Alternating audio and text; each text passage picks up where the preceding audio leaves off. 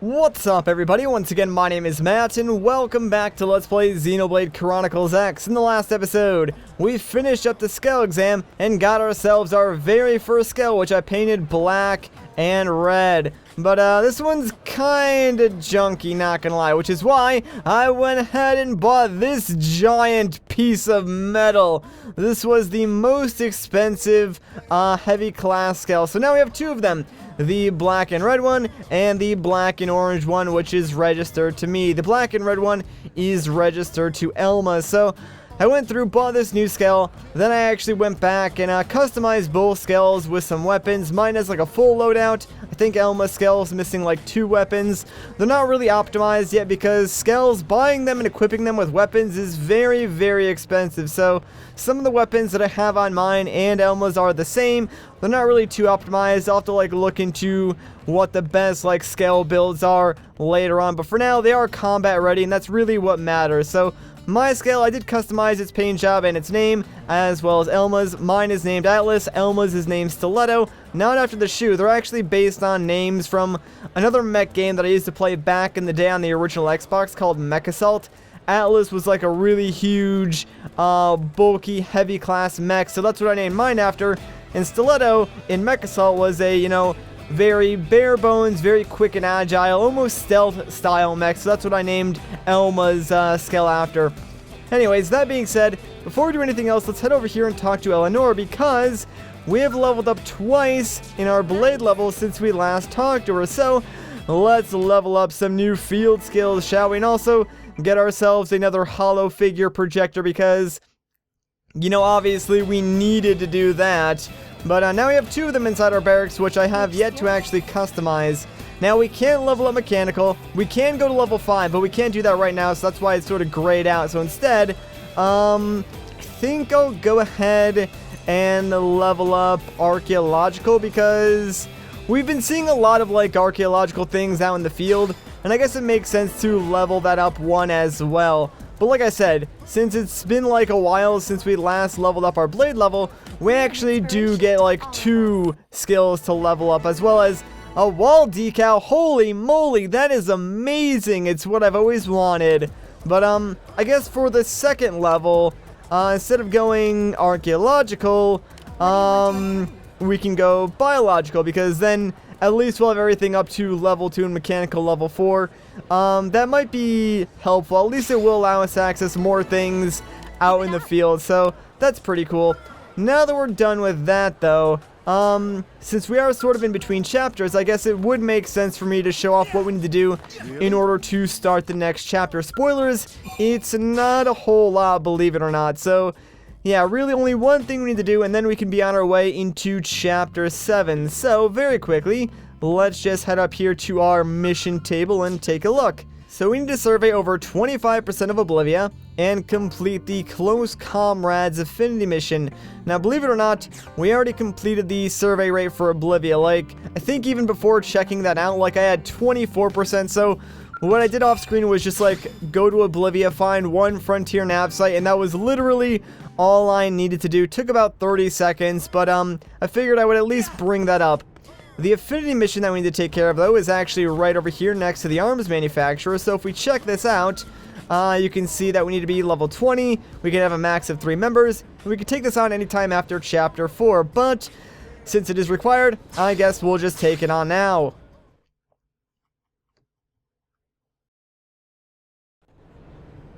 Colonel, you haven't seen Lao around, have you? Not recently, no. Did you two have plans? Not plans, so much as a mission we were supposed to handle together. And he stood you up? Ah, that's so tacky. Can't really argue with that. Still, I'm sure he had his reasons, so try not to be too harsh on him, alright? Wait, what? Why are you defending the guy who stood you up? Another fair point. You are such a weirdo. What's the deal? Why are you so protective of Lao anyway? We go way back. We were in the same unit before serving under the Colonel. Wow, that long? Yep. I was a scout. He was a sniper. We fought all over the world before the coalition government formed. Man, I bet there are some stories there. Yeah, not sure I want anyone hearing them. Hey, Elmo, what do you think? Maybe we can help Doug out since Lao was a no-show? I certainly don't mind. Is it something we could manage? Oh, well, sure. It's nothing that requires a Pathfinder specifically. If you all want to help, I'd gladly take it. Okay then, Tatsu on the case. Doug can rest easy.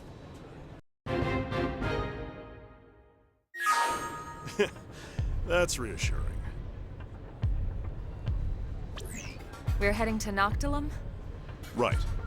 3 days ago, we started picking up scattered UM responses in the area. These are the spots. Problem is, we can't run our usual analysis through Frontier Nav. So you want us to go check them out in person? Exactly. If you can take these 3, my team will handle the others. Sounds like a piece of cake. We'll get in touch once we've gathered the data. That'll be perfect, thanks. HQ is offering a reward, of course. But either way, drinks are on me once you're done. Alright, sounds good. You better know of a place to get some vanilla Coke, because I swear I can't find it anywhere on Mira. Are you kidding? Of course I do. Just leave it to me. We'll be looking forward to it.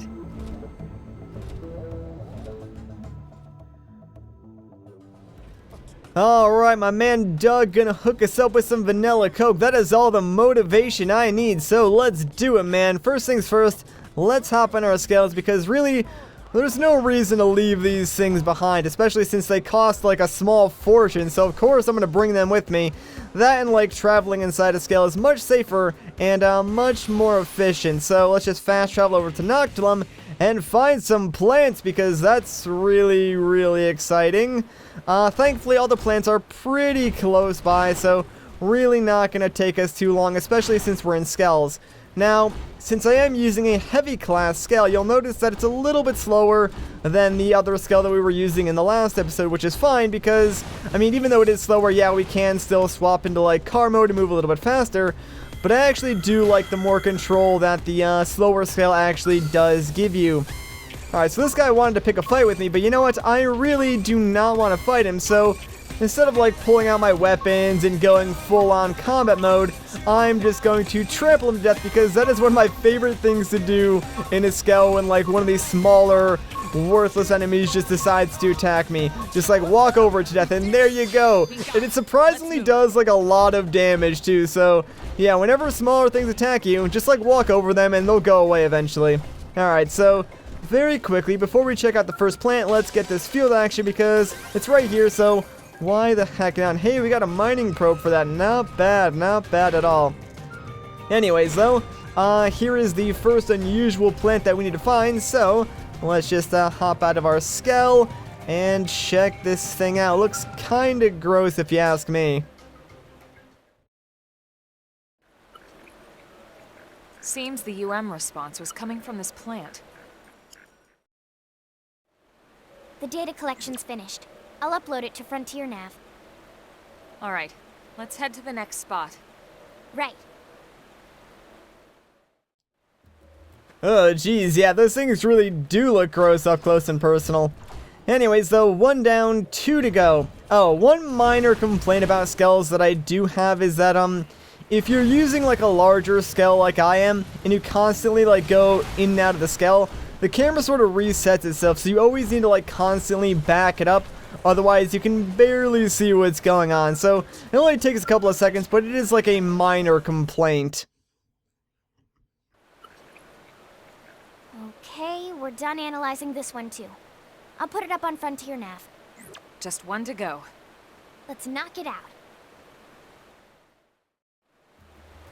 Oh man, I can almost taste the sweet nectar that is that vanilla Coke, man. I'm so excited. 1 more plant to go. Now, I mean, I know I probably don't need to say this, guys, but obviously I'm not sponsored by, like, Coca-Cola Company or anything like that. I just really love vanilla Coke. It's actually kind of a problem. I think I might be addicted to this stuff, but it's really, really good. Anyways, though, the last unusual plant is right over here, so let's just pop out and check out this bad boy, shall we? I wonder what secrets it holds. Right. Upload upload to Frontier Nav confirmed. That's the last of them. Good work. I'll let Doug know. You, Elma? Sorry I'm audio only. We're kind of in the middle of something here. Are you in combat? We'll be right there. Nah, nothing you need to worry about. We got it under control. Doug? Alright, listen. If you really want to help, you can pick up my last data collection point. How's that sound? Fair enough, but you better be careful. Thanks, Lynn. I'll throw in some chocolate for the trouble. Hey, I want a drink too. What? There's a cafe that makes really good cocoa. Very expensive. Oh, yeah, okay. Yeah, I can make that happen. Alright, see you when we're done. Elma, you think I'll be okay? I'm sure he'll be fine. Doug is a man of his word. Guys like him always fight harder when they've got a promise to keep. Sounds like the opposite of Lau, huh? That guy never keeps a promise. Yeah, no kidding. All right, let's go hold up our end of the bargain. Time to earn that cocoa. Yep. Man, screw your cocoa. We're getting vanilla Coke and you're gonna like it. Anyways, though, kinda hope Doug's okay, but I'm sure he'll be fine. So, let's just go and check out that last plant now, making it a fourth one we need to check out, but not a big deal. I'm sure we're doing Doug a huge favor, and then afterwards, I think we should be done with this quest. Oh yeah, one major advantage of being in a Skell is that if you do encounter an enemy who is like a lot higher level than you, 9 times out of 10 you can just like keep moving forward and they will not be able to catch you. So you can run away very, very easily in a Skell, which is amazing. Like, that saved my butt so many times while just like practicing.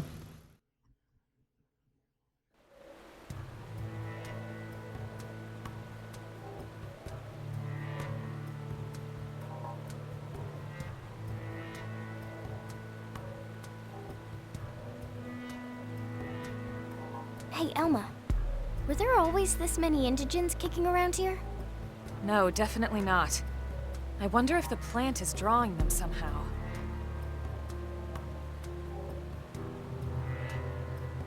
I'll start the analysis.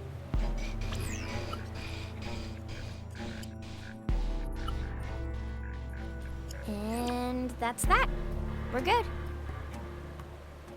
We may have finished the data collection. But it looks like the mission isn't over just yet.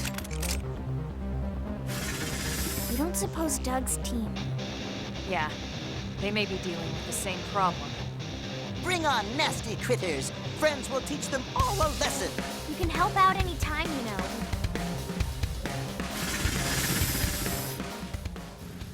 Freaking Tatsu, man. I caught that coy little face of his. Anyways, though, we got like a group of enemies to fight, and I guess we can sort of fight them in our Skell if we really want to, although right now I hate to say it, but I'm pretty sure on ground I do more damage, like, faster than I would in my Skell. Like, don't get me wrong, my Skell does a lot of damage. Also, okay, by the way, can someone explain cockpit mode to me? Because I really have no idea how that mode sort of works yet. I'm still trying to figure that out. But, like I was saying, my Skell does a lot of damage. It just, like, takes a lot longer to deal that damage. So I feel like on foot I can still do more damage than I can in my Skell. The only difference is that my Skell has a ton of HP, so it's, like, way safer to fight larger things in my Skell.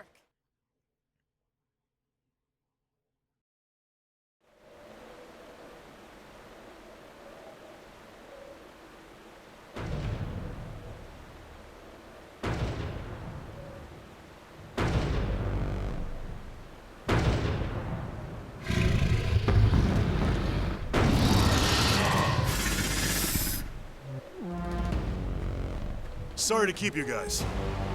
Doug! I'd have come sooner if I could. Guess this means I owe you both cocoa and chocolates, huh? You know it.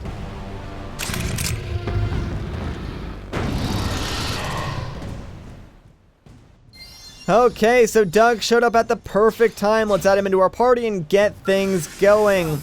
Now, I don't really want to target these smaller enemies. Instead, I'd kind of like to target the larger Senicula. There we go, and now hopefully I can give you guys a better taste of Skell-based combat, because combat in a Skell is very different than combat on the ground. There are some similarities, but I'm still trying to learn how to better fight in a Skell. One of the major differences is binding enemies. When you topple them, it'll give you the opportunity to bind them. When you bind them, it stops them from moving and attacking and makes them more vulnerable to other attacks. So basically, if you can bind an enemy, do it, because then your party members will have the opportunity to deal a ton of damage. Unfortunately, as you're binding the enemy, you can't attack them, but hopefully your party members will be smart enough to sort of attack them for you. Also, overdrive in Skells sort of works the same. Like, it does reduce your cooldown and allow you to do more damage, but other than that, I really don't think it gives you any other benefits. So pretty much the same benefits that you would get if you were fighting on ground, unless there's something that I don't really know about, and if that's the case, feel free to let me know in the comments down below.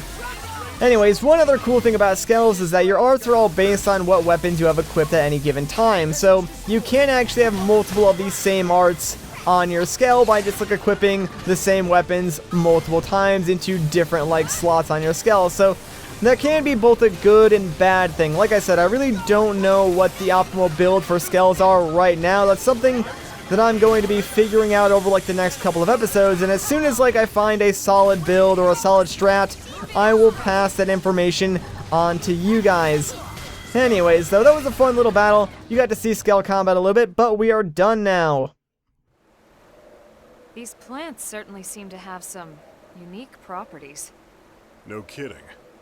Anyway, let's meet up in the city after I submit my report.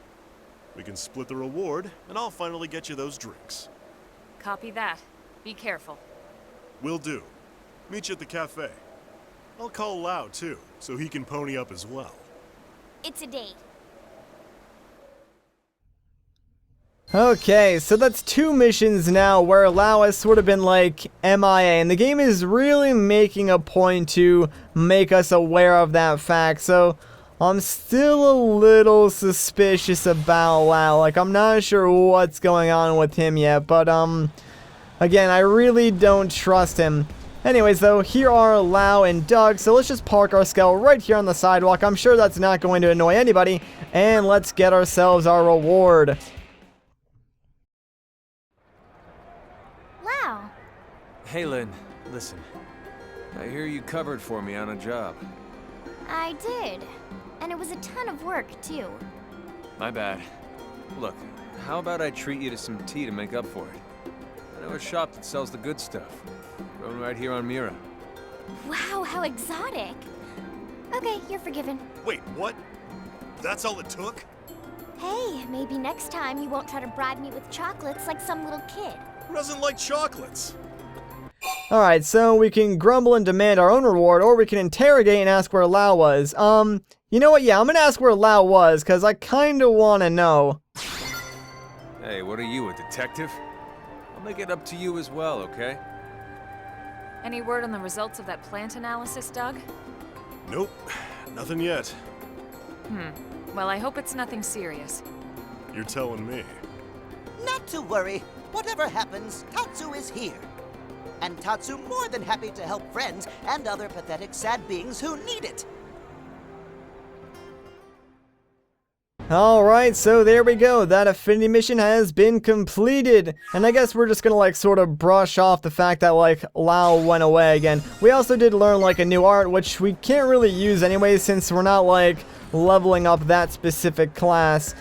Alright, so now that we're done, and I guess we're not gonna get any more information out of Lau, we can teleport back up to our barracks because there's a couple of things that I kinda wanna show off. So in case like you're ever in a pinch and you need like some quick cash, here's something that I've been doing a lot recently. It's not really uncommon to do this, but if you look on the touchscreen, there's sort of an icon called Division Spoils, and whenever that lights up, you can pretty much just get some free money by heading over here to the online terminal. So yeah, you do need to have like online enabled in order for this to show up, but just go to Division Activity, go to Collect Division Rewards, and if we go all the way down to the Supreme Bonus, we can get ourselves an item that is worth 30,000 credits. It really has no other like use as far as I know, other than to just like sell for extra cash. So there you go. If you ever need like 30,000 credits, just look on your touchscreen. If you see the Division Spoils thing like lit up, head in here,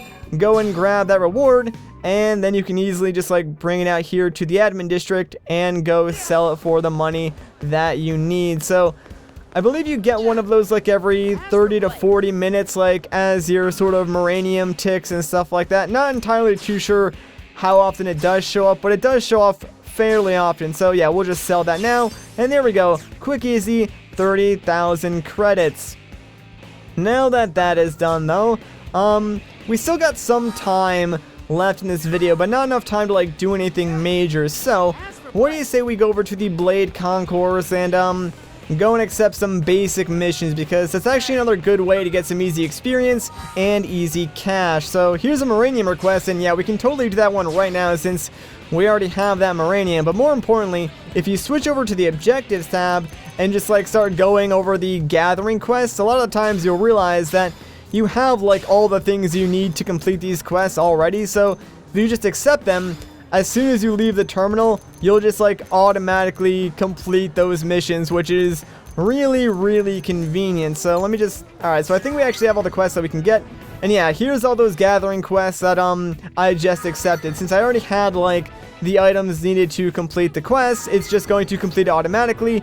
We don't need to like go and bring these items to any specific NPC, and that is that. However, I think the Moranium request does need to be delivered. So yeah, we have to do this one manually ourselves, which kind of stinks, but not really that big of a deal. So let's teleport over to the Manon ship, which by the way, yeah, there's a huge like giant Manon ship thing on the map to teleport to it that I had no idea was there. Like I have no idea how I missed that when like I was originally trying to figure out how to get over here faster. So I feel really dumb about that, but whatever, I know how to do it now, so it should save us some time anytime like we need to come back up here, which I'm not sure if we'll be doing that all that often.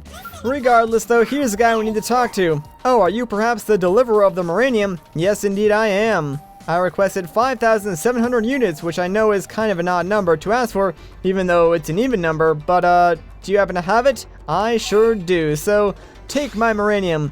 Thank you. It's a bit of a mystery what I'm making with this, isn't it? I suppose you have to wait for the big reveal, won't you? I guess I will, since you're obviously not gonna tell me. So there we go. Moranium has been delivered, which completes that basic quest. Yeah, the basic quests are pretty easy for the most part. Normally I do them just like when I'm playing off screen or like when I'm bored, because there's no real reason not to do them, since there's such a quick way to get some money and experience. Anyway, so I think that's a good place to end off this video. So if you guys enjoyed this part, a like rating would be greatly appreciated. If you want to see more, consider subscribing. But once again guys, my name is Matt, thank you so much for watching, and I'll catch you in the next one.